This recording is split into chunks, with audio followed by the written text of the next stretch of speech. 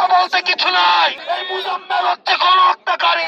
দ্রুততম সময়ের মধ্যে যারা এই হামলায় জড়িত ছিল এবং 17 বছর ধরে যারা নির্যাতন নিপীড়ন চালিয়েছে, এই গাজীপুরকে সন্ত্রাসের আতুরঘরে পরিণত করেছে, তাদের আমরা এই অপারেশন টেবিল হান্টের মধ্য দিয়ে একটা টেবিলে যেন বাদ না যায়,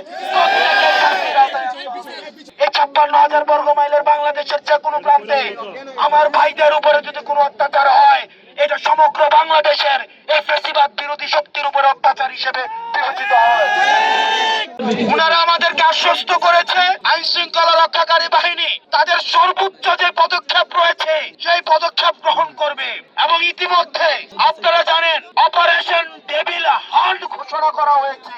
প্রিয় সহযোদ্ধা, আপনাদের কাছে অনুরোধ করছি, এই দেশটা আমাদের, এই দেশের প্রতি মায়া ছিল না বলেই হাসিনার লেসপেন্সার আওয়ামী লীগ এবং যুবলীগ দেশের সম্পদ বিদেশে পাচার করেছে। কারণ তারা জানতো দিন শেষে তারা দেশে থাকবে না। সাবেক মুক্তিযোদ্ধা বলতে কিছু নাই। এই মুজাম্মেল হচ্ছে গণহত্যাকারী। মিডিয়ায় আপনারা যারা লিখছেন সাবেক মন্ত্রী, এই 24 পরবর্তী বাংলাদেশ বিনির্মাণ করতে দ্রুততম সময়ের মধ্যে যারা এই হামলায় জড়িত ছিল এবং 17 বছর ধরে যারা নির্যাতন নিপীড়ন চালিয়েছে, এই গাজীপুরকে সন্ত্রাসের আতুরঘরে পরিণত করেছে, তাদের আমরা এই অপারেশন টেবিল হান্টের মধ্য দিয়ে একটা টেবিলে যেন বাদ না যায়,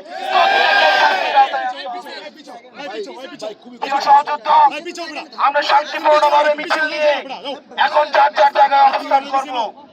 এবং আপনাদের কাছে অনুরোধ করব, অনলাইন এবং অফলাইনে আমরা ইতিবাচক ভাবে আমরা আমাদের এই যে দেশ গঠনের জন্য আমরা মানুষের কাছে আমাদের বার্তা ছড়িয়ে দিব।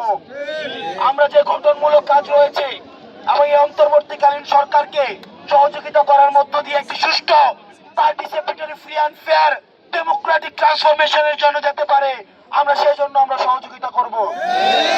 প্রিয় সহযোদ্ধা, আমরা বাংলাদেশের বিভিন্ন প্রান্ত থেকে এই জায়গায় এসেছি। মিরপুর থেকে, টঙ্গী থেকে, সাভার থেকে, গাজীপুর থেকে, ঢাকা থেকে, কেরানীগঞ্জ থেকে এবং বিভিন্ন জায়গা থেকে আপনারা এখানে এসেছেন।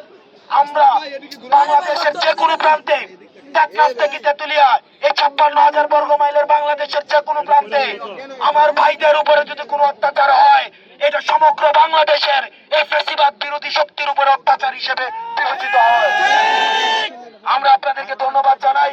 গতকাল রাত থেকে আমরা এই জায়গায় সরব দৃষ্টি রেখেছি, আমরা আমাদের অবস্থান অব্যাহত রেখেছি এবং পরবর্তীতে অন্যায় অবিচারের বিরুদ্ধে আমাদের এই সরব এবং আমাদের এই প্রতিরোধ অব্যাহত থাকবে।